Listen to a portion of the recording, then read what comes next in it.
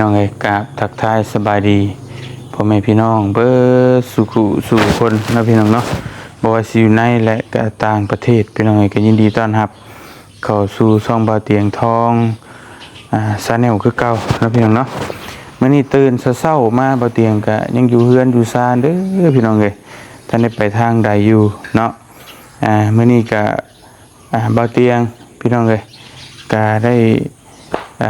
พี่น้องหาปลาเข้าปลาเนาะสู่เมตู้กินตอนเช้าอาหารการกินกับบ่เตียงก็สั่งเอาพี่น้องจากฝั่งไทยพุ่นแหละเพิ่นที่จัดสรรมาให้เป็นอาหารที่คนเป็นโรคไตโดยเฉพาะนะพี่น้องเนาะเป็นของคุณหมอและของอาจารย์เปิ้ลอยู่ทางโคราชพี่น้องบ่เตียงก็สั่งมาให้ตุเมเพิ่นกินอาการตอนนี้ก็ทรงๆโตแต่เพิ่นก็จะไม่เมื่อยแน่เพราะเพิ่นถ่ายน้ำพี่น้องเนาะบางช่วงก็เมื่อยบางช่วงก็บ่เมื่อยแหละก็ตามอาการมันขึ้นมันเป็นเนาะเบื่อเตียงก็จักแนวสิว่าสิพาไปจักสิเฮ็ดแนวใดพี่น้องเอ้ยก็มีแต่ว่ามื้อนี้น่ะทางครอบครัวทางพี่น้องก็สิไปเฮ็ดเกี่ยวกับทางหมอผีหมอบ้านพี่น้องนี่เนาะให้เพิ่นสูดควันสูดแล่นนั่นนี่ให้แหละพี่น้องเอ้ยแต่ตอนนี้ก็หลายคนก็ไปเฮ็ดก็ว่ามันดีว่าซั่นก็ตามความเชื่อนะควันบ่ได้อยู่นำเฮานั่นนู่นนี่นั่นแล้วก็ไปลองเบิ่งไปทุกวิธีทางนั่นแหละแนวใดมันเพิ่นมาดีก็ไปลองเบิ่งว่าตามทางแพทย์ทางหมอก็เพิ่นให้เรื่องเกี่ยวกันกับมันหลายอย่างเนาะพี่น้องเนาะเรื่องฟอกไตก็จังว่ากันเพราะว่าเคลียร์กล่อมเมแล้วอยู่เมแล้วก็ยังบ่ยินยอมนะพี่น้องเนาะก็ตอนนี้เขารักษาไปตามอาการก่อนเพราะเมเพิ่นก็ไปแบบทำเมื่อยแล้วก็บางช่วงก็มีแห้งอยู่บางช่วงก็เมื่อยนะตอนนี้เพิ่นก็กินข้าวอยู่ไปเดี๋ยวเข้าไปเยี่ยมยามเพิ่นก่อนตอนนี้กำลังกินข้าวอยู่พี่น้องเนาะเบิดหันก็โอเคแล้ว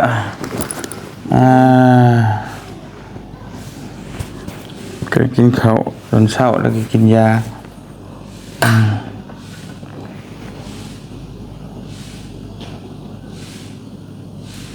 มักกินปิ้งปลาเนาะข้าวก็ถึกนะถึกจะรุ่งวันถึกสองตัวข้าวถึกข้าวนี่กินปลากินกบกันกลัวมาหายอยู่เพียงแต่กบกลัวเอาถึงแต่เป็นจุดออกมาจนตายเนี่ยจริงว่ะมากินนี่แล้วลูกกับมันไม่เสียเป็นผักได้นี่เจอโรงตัวจังนี่แหละอาหารที่เตรียมสั่งมาให้เป็นอย่างนี้เนาะ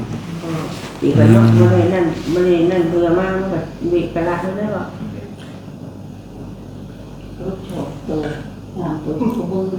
น่ะพวกหัวอ้ายคืนนี้นะว่าอย่ากินข้าวนันกี่ว่าให้กินข้าวนันแต่บุญพุ่งแล้วว่ามึงไปเอาจุกนะเราติดพวกตัวว่าไปตู้ว่าอย่ากินยาข้าวนันมึงติดพวกมันเองแม่เราว่าจะกินตัวนั้นเราติดวิ่งไปตัวนั้นไม่ให้กินข้าวนันฮะเล็กแต่มันนะว่าข้าวนันก็เป็นเอาคือบุกินห้องเพิ่นจัดให้เขากินอันนี้กันปลูกตัวเองในหามปิดได้ว่าสิปลูกอยู่แล้วว่าอย่ากินตัวนั้นติดไปตัวนั้นไม่กินตัวไหนก็ได้นะมันลดความดันบัดนะเฮงหะบ่กินนี่ก็30,000ใครยินดีพอเจ้าก็หันป้าได้ค่ะที่ต้องให้ง่วงกินจริงก็ข้อเรื่องว่าจะไม่ว่าจะตรงยามว่าหนึ่งก็นั่นหนึ่งแต่นั่นมันนี่อยู่หัวมันใช้เขาได้เลยเมล์เรื่องวงที่ไหนเคยกินเลยไล่ได้ตรงท้ายของหัวถึงเขาเลยแต่ตามรังกระโปรงเลยตามรังมันอย่างนี้สายที่เขาน้ำมันมาเมื่อวันใจเลยคือเขาได้มันก็ถึงลูกไหมก็ถึงลูกไหมใช่ไหมครับจะปวดทั้งนั้นมันยากก็ได้เยอะกว่านั้นมันมาเจอเลยกินทำเล่นเหรอมีมือแซ่บป่ะเสร็จแล้วกับ สิชดน้ำมึงอยู่ว่าบ่มาเราบ่แซ่บ นั่นน่ะเชฟอยู่ของผู้หญิงนี่เชฟแล้วเราเชฟซีของเราเชฟนี่ตัว เสร็จได้เลยเยอะเราเสร็จได้ก็เป็นอย่างเราอะค่าละที่ เราไปเชฟคุณป้าตัวที่เต็มหน่อยคนนี้ได้ซ้ำนี่เนาะเชฟก็ค่ะ น้อยกว่าน้ำนี่มันตักใส่กับข้าวเจ้าทุกชิ้นว่าอย่างเนาะ เนาะ อ๋อ เชฟกันกันนัว เพื่อนอื่นท้องนะ มันจะต้องเนาะกิน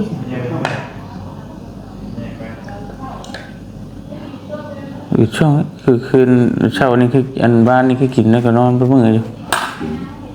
กินข้าวเอากินไหมนี่ไหม ปลาเนี่ยเราคืออย่างโยนงานสิปลา กินด้วยโปรกินกับข้าวกันด้วยอักไม่ได้กินได้จะได้วันข้าวนะ น้ำตัว กินน้ำห้องบ่น้ำอุ่นบ่ อุ่นอยู่บ่จะมาเย็นแล้ว ข้าวไหม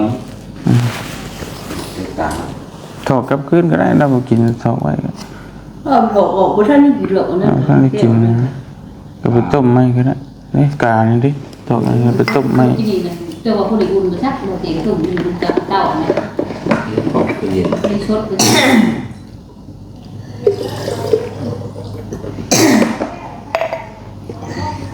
อุ่นไม่ถึง ไอเลยนะ ไปพี่น้องให้ตัดภาพมาวันนี้ก็เดี๋ยวสิฟ้าวก่อนพาทางพี่น้องไปเฮ็ดตามหมอตามอันนี้เพิ่นความเชื่อพี่น้องเอ้ยเพิ่นว่าเนาะเรื่องความเชื่อเรื่องควันเรื่องผีเรื่องช้างเฮ็ดไปเบิดเนี่ยมันดีมันเศร้าเฮ็ดทุกสิ่งทุกอย่างเพื่อความสบายใจก็ว่าแม่นพี่น้องเอ้ยไป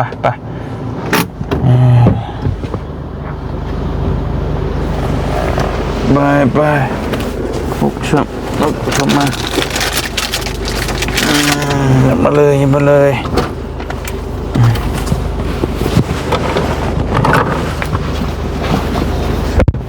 ไป3 คนพี่น้องเลยบ่เคยไปจักเทื่อไปเรียนกันเลยอึ๊บเดินมาเห็นรถโอ้เด็กเคยเป็นมุกเลยยังได้ไปไปเห็นหรอก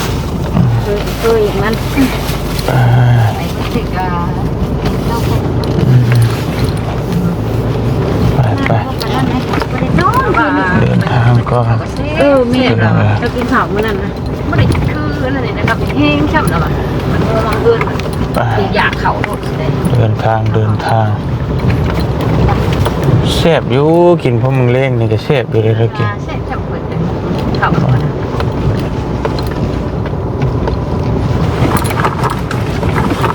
ลำช่วงลำยางเนาะลำไส้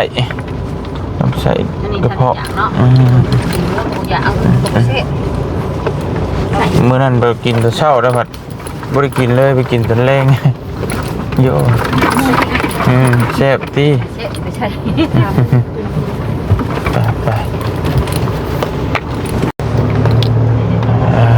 เดินที่ฮอดแล้วบ้านที่ฮอดทางเข้าหมู่บ้านเป็นแหละเพราะว่าตัวหน้าผมบอก น้ำแน่ไปเรื่อย ยังตายปะเลยเข้าแล้วก็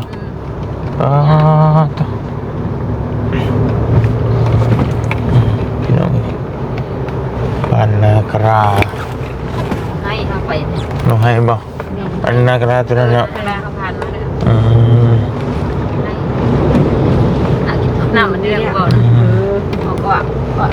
ธรรมดาเด้อฉัน น้ำเปิดน้ำเขาทางมัน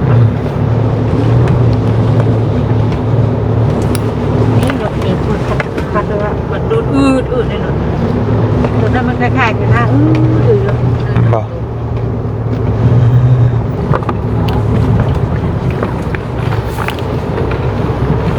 อึบนี่เติบเนาะบ้านนี้กันบ้านหนองไฮเมืองสังคอนแหละอยู่ผิดเลย ก่อน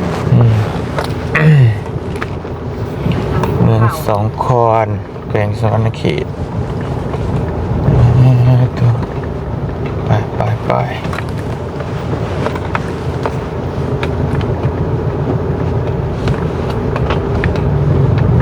เคยเข้ามาจักเทื่อบ่เตียงกันบ้านหนองไห้ เราเลือกคงจะอยู่แค่นั้นแหละ โอ้หิมทางเลยเนาะ ใครมีดอกคนนี้ใคร สวยแล้วบอกนี่พ่อผมมอง อีกคนนึง ไปสัน ดี เลย โอ้ยเนาะอยู่นี่พี่น้องเลย โอ้ครับจะมาถึงดอนทอ เอ้ยดีเลยนะ สบายดีเด้อพ่อหมอ โดยตัว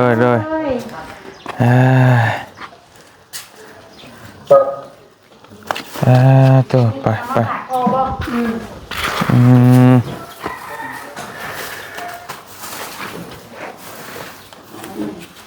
เอากาแฟมานำเนาะกาแฟบ่ บ่ได้ว่าอันนั้นกันยัง เข้าไปเด็กกว่าแล้วอันนี้มาบ่าขาดคอนี่ขันมาแต่งกันเครื่องมันชุดพอดนั่นแล้วใส่ชีบ่ไปห้องเมื่อ หรือว่าจะกันแต่มันเอาเมื่อมันจะง่ายบอก เอาว่าติดเข่ามาใช่ใช่เด็กมันหนักก็ว่าจะใช่ในเจ้าสูตรใช้ติดเข่าได้พอสบาย บ่ได้สิคนกองเด้อนี่นะเอาเมื่อเลยโดดอันมันจะง่าย มันมาเอาเราเลย เอาอันเสือก็เพิ่นห้องเอาเสือก็เพิ่นห้องขึ้นลงห้องแล้วก็แต่งคันเบิ่งอันนั้นก็สินะลงห้องนี้นี่อันนี้หน่อยยันมันหน่อยถือก่อสิเฮ็ดนะนึงเป็นภาษาเทียบนะวีแบบกับมันบ่ได้คือควันอันนั้นตัวนี้มันเลยถือควันอันกองก็ถือก่อนมีเล็บมือตัดเล็บมือตัดผมตัดยังอันชุดกองมีส่งมี นั่นนี่อันนี้มันสูตรควันสูตรควันชื่อว่าควันเทียมควันยันเฮาอันก็ผู้เดียวสูตรควันน้ำน้ำน้ำหาต่ออายุต่อเลยอันนี้นะนี่เอาดอกไม้หรือว่าอันหาครูหรือมาจากใส่มันก็ยากนี่นะยากไอ้ยังอันตัวเห็ดเป็นอันอะไรตัวเป็นสิ่งผลิตเทศมันบ่ได้สูบ่สิสูอยู่ก็ไปคือกันนี่แหละถ้าก็ว่าแต่โดนเฮาใช้อันพวกอันเท่านั้นสิได้อันนั้นบ่ซึ่งชุมชนถ้าจันทร์สิมาเหรอวะ จะได้มานี่บ่ จันทร์นั่นเด้จันทร์นั่นตัวเขาจอดเส้นจอดยังหั่นน่ะ จะได้จันเชนจันเชนจันเชนนะนั่นแหละเพราะว่าสิมาคือเห็นมาจังก็ไปอีกเด้แต่เวลาอีกใส่บ่นี่บ่ใส่ก็ใส่ก็เก็บออกมาใส่น้ำบอกว่าสิจักว่าใส่โลมันจะไม่เหาะเทียมเหาะใส่กอง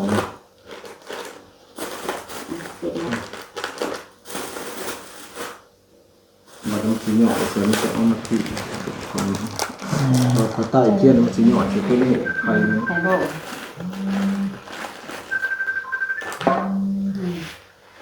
เหมาะใส่เรียนประมาณหลายครับ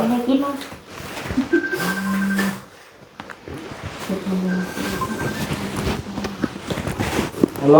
นี่สองมันก็เว่เข้าเด้อเว้ยบ่ได้อยู่เนาะหมอก็ได้เดียวย กไม่ยกคันก็สิไปขึ้นไปอันยกไม่อ้ายต้องเป็นลูกมันอันนี้บ่หมอเถียงทองแม่เฮานี่ละบ่หามันโตที่อันสัมภาษณ์ผู้ใดไปหาเงินน่ะไปหาเมียน่ะไปหาเมียใช่ก็อันผู้อันพอเห็นอยู่อันคือว่าลุงเนี่ยลุงแก้วกดนะลุงกดบ่หรือว่าเถียงทองใหม่บ่น่ะบ่นี่แหละติดทองนี่แหละติดทองมันด้วยดีเศร้าเลยมีควันห้องมากเขาหาเมียอันนี้มาสูดควันแม่แม่มาสูดควันเอิ้นให้แม่นี่แล้วเนาะครูบาอาจารย์ไปอัน นำให้ได้สมความหวังให้แล้วจังนี้ก็ต้องก็เว้านั่นเลยเอาได้ โดยก็ จะให้ไล่ให้มา สูตรก็ให้ได้ให้มาเด้อบัดนี้มาสูตรควรให้มีมาอยู่น้ำลูกน้ำเต้าแหละเนาะอยู่ไสก็ให้เอิ้นมาเนาะให้มาอยู่น้ำลูกน้ำเต้าแล้วบ่ให้เล่นให้เที่ยวแล้วโดยมาอยู่เลยอยากต้องอยากน้ำเลยเพราะเราเผากับน้ำเลย โดย คอยขึ้นไปเบิ่งเด้อมื้อวันต้นเช้าวันคันปลายมื้อนี้ต้นวันเช้ามื้อนี้เนาะตอนแรกวันเสาร์ตอนแรกวันอาทิตย์ตอนแรกวันจันทร์ต้นเช้าวันคันมาเอาแต่เช้า โอ้โดยประมาณจักโมงหมอ ว่าก็มาแต่เช้าแห่งดี โอ้โดย โมงก็ได้หานอนกับพัฒนา โดย แล้วก็พอกันมามัน มาชาวรถ มาก็มีผัวนั่นบัดนี้มีผัวถ่ายอยู่เฮือนเอิ้น มี แล้วก็มีฮอดแล้วบ่ฮอดแล้วเพิ่นมาแล้วมาอยู่น้ำหลวงเต่าแล้วก็เว้ากันจุ๊บเจ้าให้บอกเป็นตัวนี้ก็ได้ โดย อยู่น้ำกินน้ำหนาแล้วอยู่หมู่แหหมู่กาแล้วมาฮอดมาถึงแล้วก็ว่าน้ำก็ง่ายอยู่เพิ่นจักมาแต่เฮิงอยู่ครับยากคัดใจไว้เด้อก็ว่าว่าเนี่ยก็บ่อยากดอกคนนั่นน่ะถ้าสูตรแล้วก็สิฮู้จักอยู่ดอกได้เรืออันยังก็มันก็ง่ายเวลาสูตรน่ะเขาโอ้ยังโอ้คัดนี่ก็เบิ่งเองขออยู่ เรา จัก เป็นกระบอกมาเนี่ย โดย เราจะไปขอซะก่อนมันบ่ได้อยู่ใดข่อยน่ะป๊อดล้านคือตักเตียงน่ะเพิ่นได้ควันของแม่ของเพิ่นเมื่อเพิ่นควันของเพิ่นก็ไปเกี่ยวเรื่องตรงน้ำปลาน้ำตัวก็สั่นอีกดอกพัดคำพระไปต่ออีไรนะว่าผู้มื้อนั้นน่ะ เป็นนอนบ่รับคืนจะเป็นยังบ่คือนอนบ่รับ เป็นไปจะนอนบ่รับ จักเฮ็ดอะไรก็บ่รับเจ๊งหนูชื่อ มันคิดบ่ คิดแล้วมันบ่รับมันก็คิดเป็นอาทิตย์เนาะ คิดเท่าไหร่ว่าอยากขึ้นได้ คิดทางมันบ่มีนี่แหละมีแต่ผัวชื่อมันบ่มีเงินค้ำหรือมันคิดซะนะวะ คันคิดหลายเจ้าหันใจยาวปล่อยออกซะอาจจะมันจะเบาสมองของเฮาอย่าคิดหลายถ้าคิดหลายกับสมองเฮาเอาอ่างสมองแตกได้เลือดขาดสมองอย่างยากอีกในการคิดนะแล้วว่างอีกได้มันก็บ่ปล่อยเฮาเลย ใช่เป็นเป่าเลือดที่เขาก็ออกอีกได้เลือดเท้าได้ออกอีกเลือด เอาในใส่ ออกมือนี่เบอร์อันว่านี่ออกน้ำเพี้ยนเขียวชุดก่อนนั้นออกน้ำโค2 เทื่อออกหาทางใหม่นั่น บ่ ก็ ได้ ได้ บ่ยังบ่ทันได้ บ่หาบ่เป็น โอ้ยพวกสลับนะฮะให้ไปขายเขาหามาให้สูตรสิให้มาต้มกินต้ม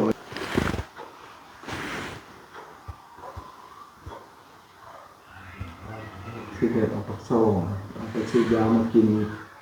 มันตั้งเอียงประมาณเชิญไปนี่บ้านมาคำดัน ใส่ทองต้นในอ้วนบ่ คนละวัน โอเคก็ เป่าพอได้เบอร์โยเม ได้มาแล้วก็เป่า พอได้เบอร์โยเมได้บ่ เจ็บเขนบ่ เออเขียนเลยทุกคน ไปก็หาใครพามันจะมาดูคือพ่อนี่แหละ โดย ลูกแต่ละคนไปหาขย้อนยังอยากได้ยังจะมีมันก็พ่อซ้ำนี่ก็เช่นเขาบอกหายังบ่ได้กิน แม่น หรือนี่สำคัญนะโยพ่ออยู่คนเดียวนี่แหละทุกกระสูย้อนอย่างนั้นจะคิดพ่อเพียงพ่อ พอบ่อ่านชมไว้รอบแล้ว อยากเนาะ คนเจ็บคนป่วย จะอดได้สู้ได้เรื่องตัวนี้สู้ผ่านความทุกข์ยากมันบ่ได้ง่ายมาเตือนพวกก็บอกว่าทุกตัวว่าเตือนกินข้าวเย็นหม้อกินติดก็บ่ติดเดมติดมันไว้มันเวียกลายกระสู้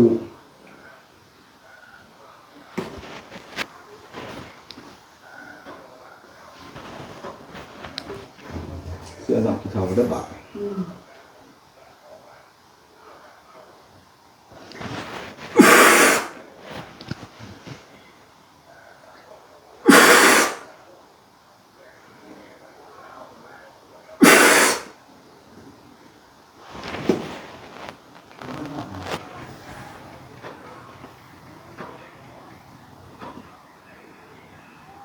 บอกไปนำลงไปนำเปล่าไปนำมันที่เป่าแดดจะนี้เดี๋ยวจะบ่ได้ลงกับของ เป่าได้ปุ๊บปะติ พอแล้วเอาทางใบกับเมื่อแล้วเนาะผูกคอยกับคอยอยู่ ใส่จานให้อยู่กับพก พอสิจับให้ซ้ำหมัดมันจะกินเบิ่งเด้อ โดยตัวเอื้อม จับ ตัว ไปจับไปเลยบาดนี่ กินเบิ่งคำมันใครมามันหนาเราจะให้อีก อ๋อ ทดลองนี่ตัวนี้ ว่าลำไส้แล้วนะ เช่าระดับทดลอง ลำไส้แล้วตะหึงน่ะเป็นรายปีแล้วลำไส้บาด แล้วขาดเลือดพอสิจัดยาสุดหนึ่งให้อีกเพราะว่าเอามือน่ะพอสิจัดยาสุดใหม่ให้ได้ อืม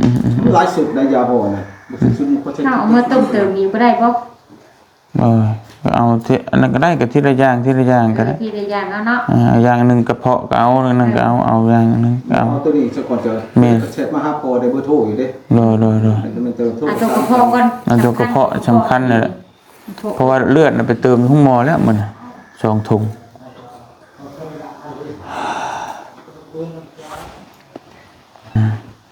พอสูบมาให้บ่ได้รูปมือจะคน คุณหมอคุณปัสนาได้นางขมกขมิ้นอยู่พอได้มา ง่วงเงาอยู่แต่เก่าเราก็พาคนมาพวกหลาย โอ้ยเราหาไม่อย่างหลานมา ฮัลโหล กระดาษโทรเอาเลย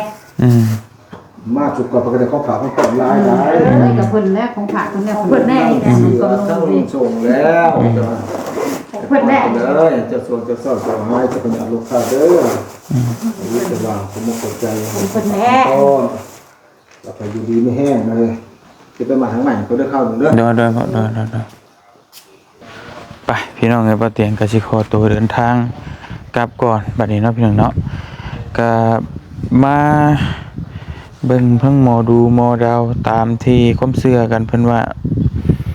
พี่น้องเนาะบอลี่มาพามาเมื่อวานนี่แหละแล้วก็มื้อนี้เพิ่นให้แต่งอีหยังแต่งเครื่องแต่งของมาเพิ่นสิสูดควันเพิ่นก็ในความเชื่อแหละเนาะว่าควันไปเที่ยวไปหยังแล้วก็สูดให้มาให้อยู่ดีมีแฮงก็เฮ็ดไปพี่น้องเอ้ยแนวใดมันดีมันเศร้าเฮาก็เฮ็ดไปเพราะว่าเฮาก็พยายามทุกวิธีทางนั่นแหละเนาะทั้งโรงพยาบาลเฮาก็พาไปรักษาทั้งนี้เฮาก็เฮ็ดนะทั้งผีทั้งสางเฮาก็เฮ็ดเบิดทุกสิ่งทุกอย่างพี่น้องนี่เนาะเพื่อว่าจะให้เพิ่นดีเพิ่นเศร้าให้เพิ่นอยู่นำเฮาได้นานที่สุดเท่าที่จะเฮ็ดได้พี่น้องเอ้ยจังได๋ก็ขอบคุณขอบใจหลายๆ FC เบิดทุกคนที่ติดตามแล้วก็ฮักแพงเนาะอยู่ดีมีแฮงเบิดทุกคนเด้อขอตัวขับรถก่อนบัดนี้สบายดีเด้อพี่น้องเด้อ